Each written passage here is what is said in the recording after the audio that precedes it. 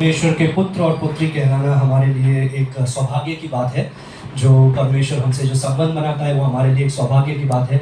और मुझे बहुत अच्छा लगा मैं यहाँ पर आया आप लोगों के बीच में और प्रभु के वचन को मैं बांट सका। मैंने अपना शॉर्ट इंट्रोडक्शन आपको ऑलरेडी दे दिया है कि मैं राजस्थान का हूँ, लेकिन पिछले 10 साल से मैं सिलीगुड़ी में रह रहा हूँ। मैं सिर्फ एक चर्च का पास्टर नहीं हूँ, लेकिन मैं एक एनजीओ भी चलाता हूँ। और हमारा एनजीओ विशेष करके मेरे को ऐसा लगता है कि अगर हमारा चर्च या हमारे विश्वासी लोग अगर समाज में एक अच्छा बदलाव लेकर के नहीं आ रहे हैं या समाज के लिए एक आशीष नहीं है, तो वो कलीसिया का कलीसिया ना होना और कलीसिया होना एक बराबर है ना। सो हमें चाहिए कि परमेश्वर ने हमें आशीष दी है, हमें चाहिए उन आशीषों को हम दूसरों तक पहुंचाए। Thank you very much brother for sharing a wonderful testimony कि किस प्रकार से आपको जो शांति मिली है आप दूसरों तक उस शांति को पहुंचाते हैं। आज का छोटा सा एक संदेश में विशेष करके आधारित है ऑन द क्रॉस, यीशु के क्रूस पर वो आधारित है। पौलुस जिस प्रकार से बोलता है वी प्रीच क्राइस्ट क्रूसिफाइड, है ना। वो बोलता है हम किसी धर्म का प्रचार नहीं करने के लिए आए हैं, हम किसी जाति का प्रचार करने के लिए नहीं आए हैं, हम किसी वर्ग का या किसी एक मनुष्य का प्रचार करने के लिए नहीं आए हैं, हम अपने आप का प्रचार करने के लिए भी नहीं आए हैं। हम किसका प्रचार करते हैं? मसीह यीशु का, और जो क्रूस पे चढ़ाया गया है उस मसीह यीशु का प्रचार करते हैं। आज का जो संदेश है वो है विशेष करके हमारे जीवन पर। हमारा जीवन आखिर क्या है? मैं एक बार इंटरनेट में देख रहा था तो एक कहानी मैंने देखा। परमेश्वर का वचन बताता है परमेश्वर ने जब सब कुछ बनाया, कितने दिन में बनाया? 6 दिन में परमेश्वर ने सब कुछ बनाया। 6ठे दिन में आखिरी चीज परमेश्वर ने क्या बनाया? मनुष्य को बनाया, अपने स्वरूप में बनाया, अपनी समानता में बनाया, अपने जैसा बनाया, अच्छा बनाया। और परमेश्वर ने बोला ये भला है, इट इज गुड, ये अच्छा है, पाप रहित, महिमा से भरा हुआ, पवित्रता से भरा हुआ, परमेश्वर के साथ में एक संबंध वाला व्यक्ति करके, नर और नारी करके परमेश्वर ने बनाया। दो ही जाति है ना, नर और नारी, है ना। और कुछ नहीं, बाकी सब हमारा द्वारा बनाई गई है। लेकिन मैं इंटरनेट पे पढ़ रहा था तो वहां पर एक अलग कहानी लिखी हुई थी जो सच नहीं है, लेकिन उस कहानी में बहुत सच्चाई भी है। दुनिया जैसे जीवन जीती है वो बहुत अच्छे से वो कहानी बताती है। उस कहानी में बताता है सबसे पहले दिन परमेश्वर ने कुत्ता बनाया, है ना। ये सच्ची कहानी नहीं है, लेकिन इससे पता चलेगा कि लोग हम कैसे जीवन बिताते हैं, उससे कुछ ना कुछ संबंध तो है। सबसे पहले दिन परमेश्वर ने कुत्ता बनाया। परमेश्वर ने कुत्ते को बोला तेरा काम है भौंकना। तेरा काम क्या है? हाँ, भौंकना, आने जाने वालों पर भौंकना। इसके लिए मैं तुझे 20 वर्ष देता हूं। तो कुत्ते ने परमेश्वर से बोला प्रभु प्लीज 10 वर्ष आप ले लीजिए, 10 वर्ष मुझे दे दीजिए। परमेश्वर ने बोला ठीक है, 10 वर्ष उसको दे दिया, 10 वर्ष ले लिए। उसके नेक्स्ट दिन परमेश्वर ने बंदर बनाया और बंदर को परमेश्वर ने बोला तेरा काम है अलग अलग प्रकार के कारनामे करना, लोगों का मनोरंजन करना, एंटरटेन करना, और इसके लिए तुझे मैं देता हूं 20 वर्ष का समय।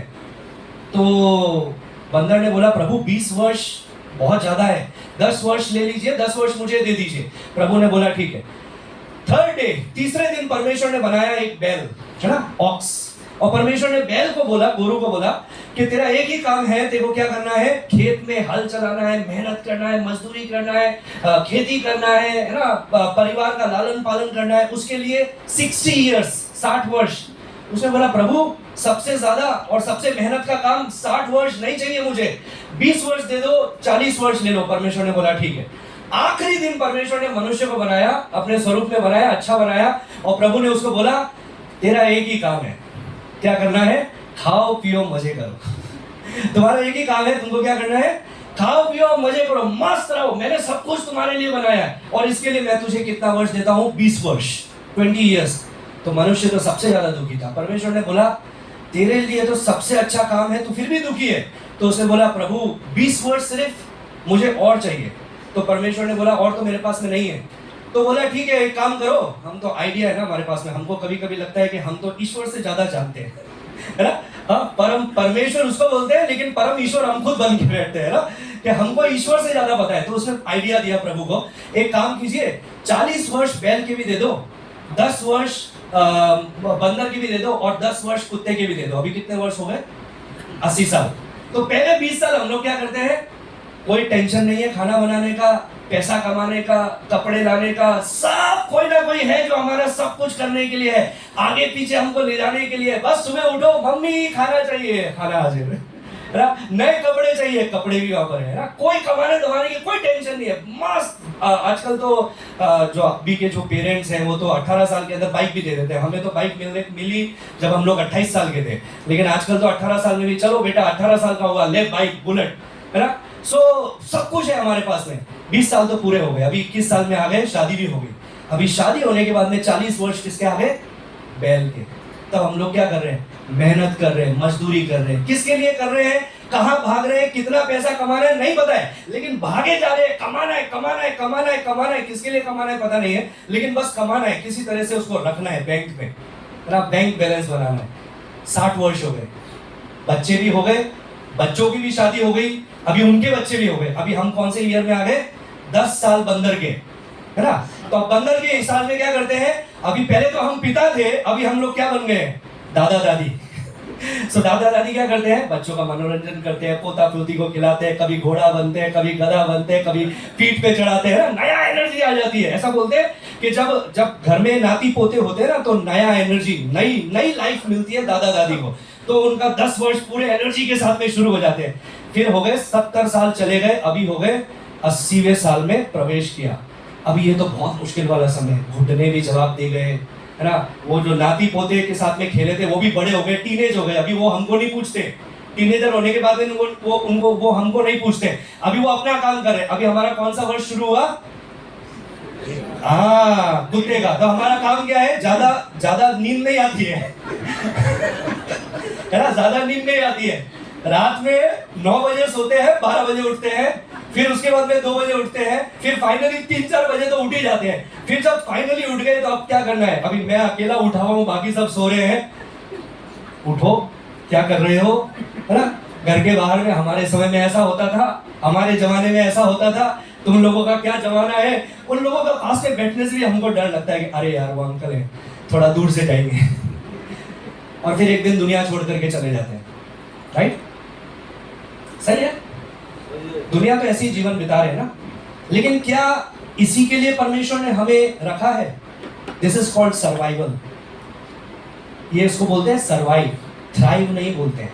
लेकिन परमेश्वर ने जब मनुष्य को बनाया, परमेश्वर ने सबसे पहली आज्ञा उन्हें दी, और परमेश्वर ने बोला फूलो फलो और पृथ्वी को मेरी महिमा से भर दो। फूलो फलो और पृथ्वी को मेरी महिमा से भर दो। लेकिन ये 80 साल जो हम लोग जो दुनिया में बिता रहे हैं, it's full of confusion, chaos, Hindi में बोलेंगे तो संघर्षशील, संघर्षों से भरा हुआ। भाग रहे हैं, जिधर इधर जा रहे हैं, उधर जा रहे हैं। जीवन के बारे में नहीं पता है कि क्या होने वाला है, कल क्या कर रहे हैं, क्या चाहिए जिंदगी के अंदर वो भी नहीं पता है। ये चाहिए, हाँ वो लेंगे, वो चाहिए वो लेंगे, but we don't know where we are heading to. लेकिन परमेश्वर ने इसलिए मनुष्य को नहीं बनाया। परमेश्वर ने मनुष्य को अपने स्वरूप में, अपनी समानता में जब बनाया, उसको सुंदर बनाया, अच्छा बनाया, उसे प्रेम करने वाला बनाया, उसको अपने साथ में रखने वाला बनाया। लेकिन अगर परमेश्वर, मेरे एक दोस्त ने क्वेश्चन पूछा था मुझे कि अगर परमेश्वर हमेशा हमसे इतना प्रेम करते हैं, वो हमारे साथ में रहना चाहते हैं, तो हमारे लाइफ में इतनी समस्याएं क्यों है? हमारा लाइफ में इतनी परेशानी क्यों है? मैं सिलीगुड़ी के अंदर रहता हूँ, कई जगह पर मैं जाता हूँ, और हमारा जो एनजीओ विशेष करके रेड लाइट एरिया में काम करता है और स्लम्स में काम करता है।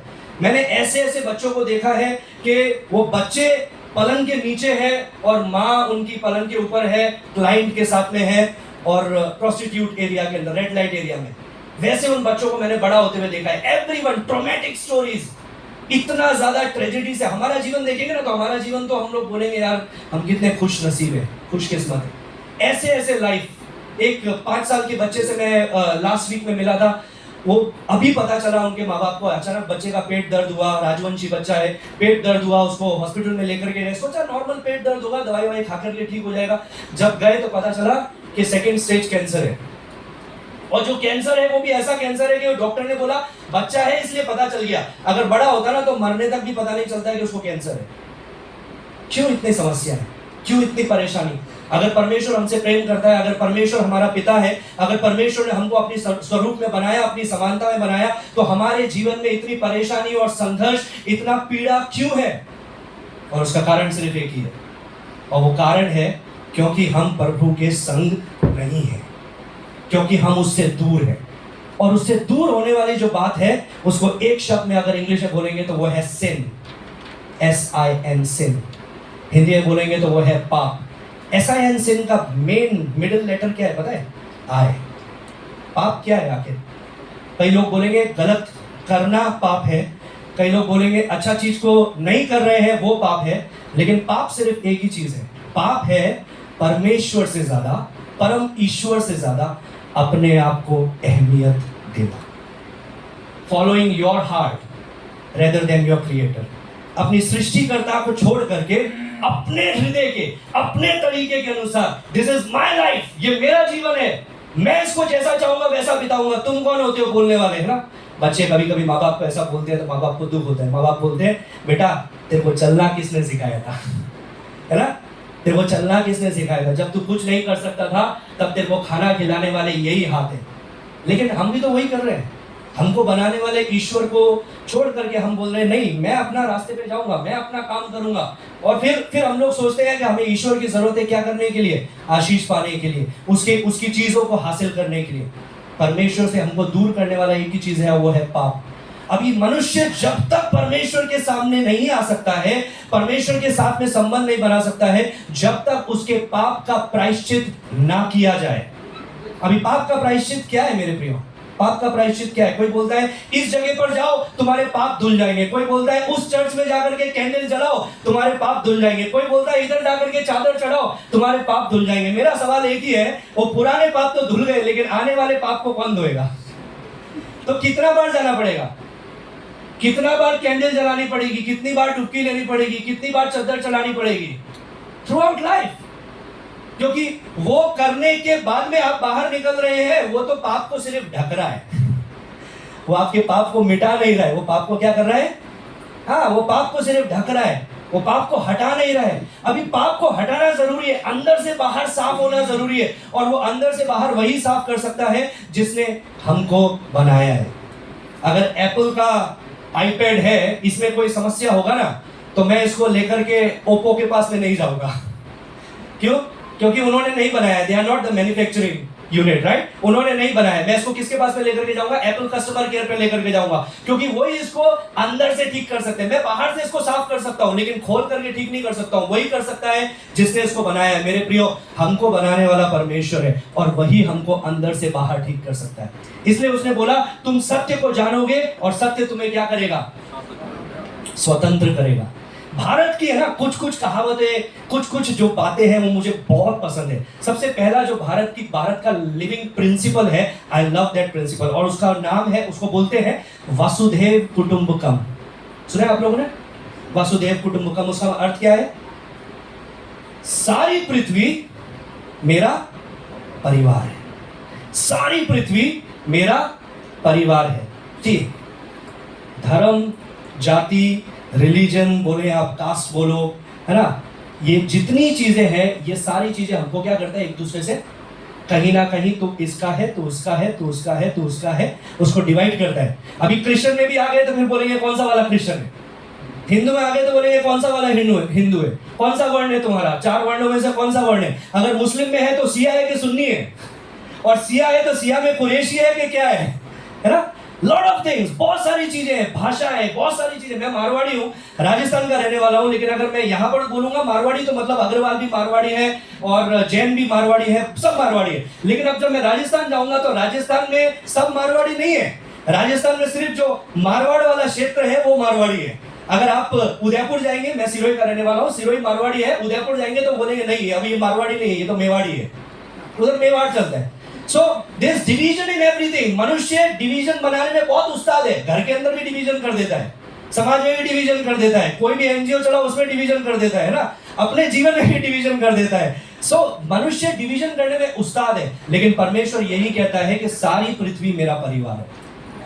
वो जब आया वो किसी एक जाति के लिए नहीं आया, किसी एक धर्म के लिए नहीं आया, किसी एक समाज के लिए, एक समुदाय के लिए नहीं आया। उसे ये नहीं बोला कि आओ मैं एक नया धर्म बनाता हूं जिसका नाम है क्रिश्चियन और तुम क्रिश्चियन बन जाओ। नहीं नहीं, उसने बोला तुम मेरे पीछे बोलो और मैं तुम्हें क्या दूंगा? अनंत जीवन। परमेश्वर का वचन कहता है, सबको ये वर्ड्स याद है, यूहन्ना 3:16, और उसमें परमेश्वर कहता है परमेश्वर ने जगत से, परम ईश्वर ने जगत से, ये शास्त्र कहता है, पवित्र शास्त्र कहता है परम ईश्वर ने क्या किया, जगत से, जगत का मतलब क्या है, सारा सिक्किम, सारी सिलीगुड़ी, माझीटार, आपका परिवार, आपका घर, पूरा भारत, पूरा विश्व, परमेश्वर ने जगत से ऐसा प्रेम किया कि उसने क्या किया, अपना इकलौता पुत्र दे दिया। अभी ये जो पाप की बात कर रहा था ना, इसको हटाना है ना, तो इसको हटाने के लिए उसकी सजा को किसी ना किसी को लेना पड़ेगा, है ना। वो सजा जब तक कोई लेगा नहीं, वो पाप हटेगा नहीं। और बाइबल कहता है कि पाप का प्रायश्चित सिर्फ एक ही है, सिर्फ एक ही है। इधर उधर जाने से नहीं होगा, कैंडल जलाने से, चद्दर चढ़ाने से कुछ भी नहीं होने वाला है। एक ही चीज है जो पाप का प्रायश्चित जिससे हो सकता है, और वो है पाप की मजदूरी क्या है, मृत्यु। पाप का प्रायश्चित सिर्फ एक ही है, मरना पड़ेगा भाई। पाप किया है तो मरना पड़ेगा, परमेश्वर से दूर होगी। क्योंकि जब आदम हवा ने वो फल खाया, परमेश्वर ने पहले बोला था जब इस फल को खाएगा तो मर जाएगा, परमेश्वर से दूर हो जाएगा, और वही हुआ, मरना पड़ेगा। लेकिन परमेश्वर हमसे इतना प्रेम करता है, क्योंकि यूहन्ना 3:16 जो अभी मैं थोड़ी देर पहले बता रहा था, परमेश्वर ने कहा, परमेश्वर ने जगत से ऐसा प्रेम किया कि उसने अपना इकलौता पुत्र दे दिया, ताकि जो कोई उस पर विश्वास करे उसका नाश नहीं हो, लेकिन उनको क्या मिले, अनंत जीवन, मतलब परमेश्वर का जीवन मिले। अभी वो मरना पड़ेगा, सही है। अब वो किसको मरना पड़ेगा, ऐसा किसी व्यक्ति को मरना पड़ेगा जिसने कभी पहले पाप नहीं किया हो। मैंने मेरे एक दोस्त को एक बार उदाहरण दिया था, मैंने बोला कि मान लो तुम एक जेल में बंद हो, तुम जेल के अंदर में हो, है ना, तुमको खोल कौन सकता है, तो बोला जो बाहर है ना, जो बाहर है वो खोल सकता है। अगर सब अंदर है, पूरा विश्व वो जेल के अंदर है, तो खोलेगा कौन, तो उसने बोला बाहर से किसी को आना पड़ेगा फिर तो मैंने बोला उसी को बोलते हैं पाप, पाप का जेल, पाप की प्रिजन, जिसके अंदर हम सब लोग हैं। अभी किसी को बाहर से आना पड़ेगा तभी वो हमको खोल सकता है। सी, दुनिया में कई लोग पैदा हुए और कई लोगों ने अपने आप को परमेश्वर माना, भगवान माना, है ना। मनुष्य पैदा हुए लेकिन अपने आप को परमेश्वर माना। एक ही है जो स्वयं परमेश्वर है और उसने अपने आप को मानव रूप में लेकर के आया। मानव होकर के हम अपने आप को ईश्वर बनाते हैं, लेकिन जो सच्चा ईश्वर है उसने हमारा स्वरूप धारण किया। वो मानव स्वरूप में इस पृथ्वी पर आया। वो ना सिर्फ इस पृथ्वी पर आया, वो कलवरी क्रूस पर हमारे लिए बलिदान हुआ। और जब कलवरी क्रूस पर उसको चढ़ाया जा रहा था, उसके जब हाथों पे कीलें ठोकी, पैरों पे कीलें ठोकी, जब सर पर उसके कांटों का मुकुट डाला, जैसे ही वो हाथों पे कीलें ठोकी, वहां से खून बाहर निकला। और जब खून बाहर निकला, उसने पहली चीज क्या बोली पता है, हे पिता इन्हें क्षमा करना, ये नहीं जानते कि ये क्या करते हैं। That's forgiveness। उसने अपने जीवन को बलिदान दे रहा है ताकि हमें वो जीवन दे सके। मैं आपको एक छोटा सा उदाहरण के द्वारा ये बताना चाहूंगा, एक छोटा सा उदाहरण दूंगा जिसके द्वारा आप ज्यादा अच्छे से उसको समझ पाएंगे। Brother can we put on this one? Okay, it's not here, ठीक है। ओके, मान लीजिए, सुनाई दे रहा है ना आप लोगों को, पीछे तक सुनाई दे रहा है? ओके, मान लीजिए ये हमारा जीवन है ना, ये हमारा जीवन है जिसके अंदर पाप है, जिसके अंदर अधार्मिकता है, जिसके अंदर ऐसी चीजें हैं जो परमेश्वर से प्रेम नहीं करने वाली है। और इसकी वजह से, ये सारा चीजों की वजह से परमेश्वर हमको एक दंड दे रहा है, या परमेश्वर, वो पाप की एक मजदूरी आ रही है, और पाप की मजदूरी है मृत्यु, जिसकी वजह से हमारे जीवन में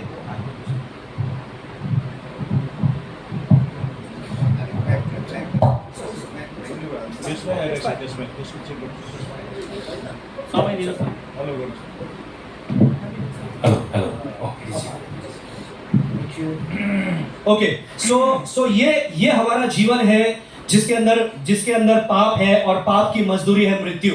ये यीशु का जीवन है जो यीशु मसीह कलवरी क्रूस पर हमारे लिए चढ़ रहा है, जिसमें धार्मिकता है, जिसमें शांति है, जिसमें प्रेम है। वो न्याय के लायक नहीं था, वो नहीं था कि उसके ऊपर न्याय किया जाए, उसके ऊपर दंड किया जाए। हम योग्य थे कि हमारे ऊपर दंड आए, क्योंकि हमारे जीवन में पाप है। अभी यीशु मसीह ने क्रूस पर क्या किया, उसने कहा हे पिता इन्हें क्षमा करना, ये नहीं जानते ये क्या करते हैं। इसको बोलते हैं द ग्रेट एक्सचेंज। एक बड़ा परिवर्तन यीशु मसीह ने क्रूस पे किया। यीशु मसीह ने क्या किया, हमारे सारे पापों को अपने ऊपर क्रूस पर ले लिया, और हमें क्या किया, पाप रहित नहीं बनाया, लेकिन दोष रहित बनाया। पाप रहित नहीं है हम लोग दोष रहित है। उसने कहा हे पिता इन्हें क्षमा करना, इनकी जगह मेरा लहू, इनको मरना था लेकिन इनकी मृत्यु की जगह मेरी मृत्यु, इनके अपमान की जगह मेरा अपमान, ये त्यागे जाने चाहिए लेकिन ये नहीं त्यागे जाएंगे क्योंकि मैं त्यागा जा रहा हूं। सिर्फ इतना नहीं किया उसने एक और चीज की, उसने अपनी धार्मिकता को हमारे जीवन में डाल दिया, हमारे सारे पापों को अपने ऊपर लिया। परमेश्वर का वचन कहता है जो पाप से अनजान था वो हमारे लिए पाप ठहरा ताकि हम मसीह यीशु में परमेश्वर की धार्मिकता बन सके। अब जब परमेश्वर हमारी ओर देखता है तो क्या हम पाप रहित हैं? क्या क्रिश्चियन या मसीह या विश्वासी अपने आप को बोलने वाले लोग, क्या उनके जीवन में पाप नहीं है? जाने अनजाने में कई चीजें आज भी होती है, लेकिन जिस नजर से परमेश्वर हमें देखता है वो कौन सी नजर है? यीशु की नजर, क्योंकि हमारे ऊपर यीशु ने अपने जीवन को डाल दिया है और हमारे जीवन को उसने कलवरी क्रूस पर अपने ऊपर उठा लिया। और जब वो ये करता है, जब वो इस प्रकार से कर रहा है तो वो क्या कर रहा है? वो हमें अपनी संतान होने का अधिकार दे रहा है। तो जब वो कलवरी क्रूस पे मर रहा था उसने कहा हे पिता इन्हें क्षमा करना, ये नहीं जानते ये क्या करते हैं। उसने कहा कि परमेश्वर की प्रेम की भलाई मैं इसी रीति से प्रकट करता हूं कि जब हम पापी थे यीशु हमारे लिए मारा गया, लेकिन वो ऐसे ही हमको नहीं मिलता है, वो ऐसे ही हमको नहीं मिलता है। भारत में हमारे ऋषि मुनियों ने यीशु मसीह के जन्म के सैकड़ों साल पहले एक प्रार्थना की थी। यीशु मसीह के जन्म के सैकड़ों साल पहले एक प्रार्थना की थी। आप लोगों को ये प्रार्थना शायद याद भी होगा, स्कूल में की भी होगी। और वो प्रार्थना है अस्तो मां सद्गमय, तमसो मां ज्योतिर्गमय, मृत्योर्मा अमृतम गमय। सुना है आपने? अस्तो मां सद्गमय, हे ईश्वर हमें सच्चाई के मार्ग पर लेकर के चल। तमसो मां ज्योतिर्गमय, हमें अंधकार से ज्योति की ओर लेकर के चल। मृत्योर्मा अमृतम गमय, हमें मृत्यु से अमृत मतलब जीवन की ओर लेकर के चल, अनंत जीवन की ओर लेकर के चल। और यीशु मसीह ने क्या कहा? मार्ग, सत्य और जीवन मैं ही हूं। वो हमको वो मार्ग देने वाला, सत्य देने वाला, जीवन देने वाला परमेश्वर है, लेकिन वो जबरदस्ती नहीं करता है। उसने हमारे सामने एक चुनाव रखा है, तुम क्या चुनना चाहते हो, अपना मार्ग या मेरा मार्ग? अभी कोई धर्म नहीं है, मसीहत कोई धर्म नहीं है, मसीहत एक संबंध है जो यीशु मसीह ने हमारा परमेश्वर पिता के साथ में बनाया। और उसने कहा कि जब तुम अपने जीवन में मुझे स्वीकार करोगे, मेरे नाम को अपनाओगे, तब मैं तुम्हें परमेश्वर का संतान, उसका पुत्र और उसकी पुत्री होने का अधिकार दे दूंगा। मेरे प्रियो, बहुत सारे मेरे भाई बहन हैं जिन्होंने अपने जीवन को प्रभु के हाथ में दिया है। धर्म परिवर्तन नहीं, विश्वास परमेश्वर पर।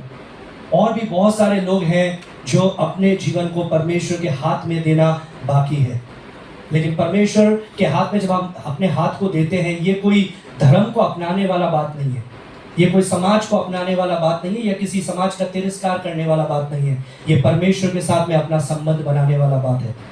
जितने लोग मेरी आवाज़ को सुन रहे हैं, क्या आज आप अपने संबंध को परमेश्वर के साथ में बनाना चाहेंगे? क्या आज आप एक नई शुरुआत करना चाहेंगे कि हाँ परमेश्वर, जो तूने मुझे बनाया था आदि के अंदर के सुंदर बनाया, अपने स्वरूप में बनाया, अपनी समानता में बनाया, मेरे साथ में तेरा एक संबंध था, वही संबंध परमेश्वर आज मैं अपने जीवन में चाहता हूँ।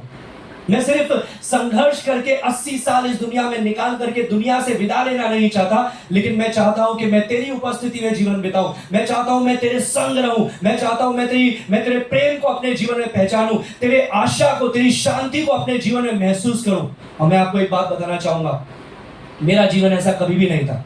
मैंने एक मारवाड़ी परिवार में मेरा जन्म हुआ था। मेरा परिवार क्रिश्चियन था, लेकिन मैंने प्रभु के हाथ में कभी अपने जीवन को नहीं दिया था। मैंने शराब में, गांजे में, सारी प्रकार की बुराइयों में अपने मनोरंजन को, अपनी आशीषों को या अपने आनंद को ढूंढने की कोशिश की थी। लेकिन एक दिन ऐसा आया जब मैंने प्रभु के हाथ में अपने जीवन को दिया। तब से लेकर के आज तक, ऑलमोस्ट 20 ईयर्स नाउ, उस दिन से लगा करके आज दिन तक मेरे जीवन में जो आशीषों को, जो आनंद को मैं अनुभव करता हूँ, मैं सोचता हूँ कि वही आनंद, वही आशीष, वही शांति, वही प्रेम मेरा पूरा भारत भी अनुभव करे। आमीन। और हम प्रार्थना करते हैं कि भारत का देश और आगे बढ़े, भारतवासी और तरक्की करें, बिकॉज वसुधैव कुटुंबकम is what we believe in, कि सारा पृथ्वी, सारा भारत मेरा परिवार है। प्रभु आप में से प्रत्येक को आशीष दे। Thank you very much.